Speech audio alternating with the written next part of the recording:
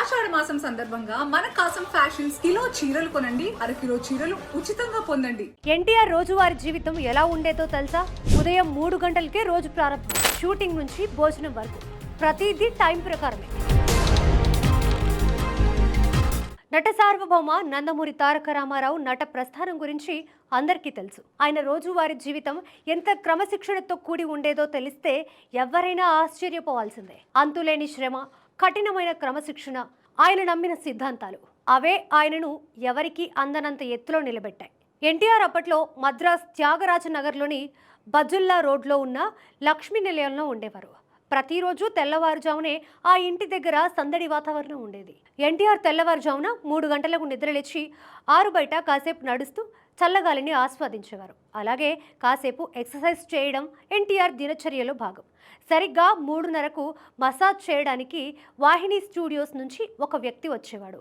అప్పటికే గోచి కట్టుకొని రెడీగా ఉన్న ఎన్టీఆర్కు ఒంటి నిండా ఆయిల్ రాసి అరగంట పాటు మసాజ్ చేసేవాడు ఆ వ్యక్తి. ఆ తర్వాత స్నానం, పూజా కార్యక్రమాలు ముగించుకొని తెల్లటి పంచ కట్టుకొని ఆఫీస్ గదిలో కూర్చునేవారు ఎన్టీఆర్. తన బ్యానర్లో తెరకెక్కే సినిమాల స్క్రిప్ట్ల గురించి రచయితలతో చర్చలు జరిపేవారు.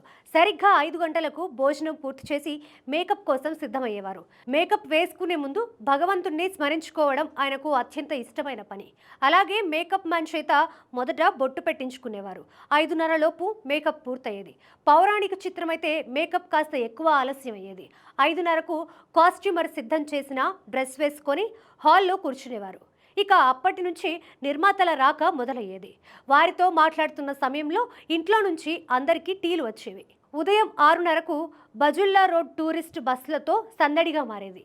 అన్నగారి దర్శనం కోసం తిరుపతి నుండి నేరుగా మద్రాసులోని ఎన్టీఆర్ ఇంటికి అభిమానులు పెద్ద ఎత్తున తరలి వచ్చేవారు. ఎన్టీఆర్ ప్రతిరోజు ఉదయం 7 గంటలకు అభిమానులను కలిసేవారు. కనీసం 5 బస్సులు వస్తే తప్ప ఆయన బయటికి వచ్చేవారు కాదు. అభిమానులను పలకరిస్తూ, "ఏం బ్రదర్, ఏ ఊరు నుంచి వచ్చారు, బాగున్నారా?" అని ఆత్మీయంగా అడిగేవారు. ఆ పలకరింపులతో అభిమానులు పులకరించిపోయేవారు. సాక్షాత్తు ఆ దేవుడి దర్శనమే అయినంత ఆనందంతో తిరిగి పయనమయ్యేవారు. ఆ తర్వాత ఎన్టీఆర్ కోసం డ్రైవర్ కార్ సిద్ధం చేసేవాడు.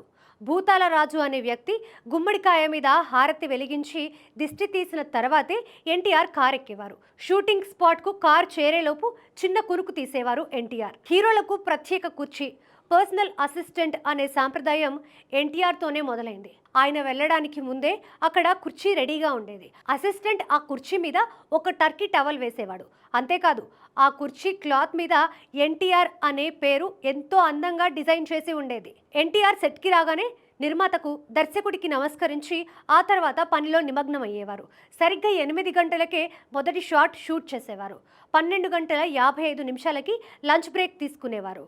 ఒకవేళ స్టూడియోలో షూటింగ్ ఉంటే ఇంటికి వెళ్ళి భోజనం తర్వాత అరగంట విశ్రాంతి తీసుకొని సరిగ్గా 2 గంటలకు మళ్ళీ సెట్లో ఉండేవారు. టైం విషయంలో ఆయన ఎప్పుడూ పర్ఫెక్ట్గా ఉండేవారు. సెట్లో ఇతరులతో ముచ్చట్లు పెడుతూ సమయం వృధా చేయడం అనేది ఆయన డిక్షనరీలో లేదు. అలాగే దర్శకుడు ఎవరైనా, ఎంత చిన్నవారైనా సరే ఎన్టీఆర్ ఎంతో గౌరవం ఇచ్చేవారు. దర్శకుడి పనిలో ఆయన ఎప్పుడూ జోక్యం చేసుకునేవారు కాదు. ఒకవేళ ఏదైనా సూచన చేయాలనిపిస్తే దర్శకుడిని పక్కకు పిలిచి చెప్పేవారు. సాయంత్రం వేళలో షూటింగ్ స్పాట్లో పకోడీలు, మిరపకాయ బజ్జీలు తినడం ఆయనకు ఇష్టంగా ఉండేది. అలాగే తాపేశ్వరం కాజాలు, మినప సున్నుండలు, జున్ను అంటే అమితమైన ఇష్టం. సాయంత్రం షూటింగ్ పూర్తయి ఇంటికి వెళ్ళిన తర్వాత తనని కలవడానికి వచ్చిన నిర్మాతలతో కాసేపు మాట్లాడేవారు. రాత్రి 8 గంటలకు భోజనం ముగించి 9 గంటలకు నిద్రపోయేవారు. దాదాపు 30 ఏళ్ల పాటు ఎన్టీఆర్ ఈ దినచర్యను క్రమం తప్పకుండా పాటించారు. అందుకే ఆయన కేవలం ఒక నటుడిగానే కాకుండా ఎంతో మందికి ఆదర్శవంతమైన వ్యక్తిగా చరిత్రలో నిలిచిపోయారు.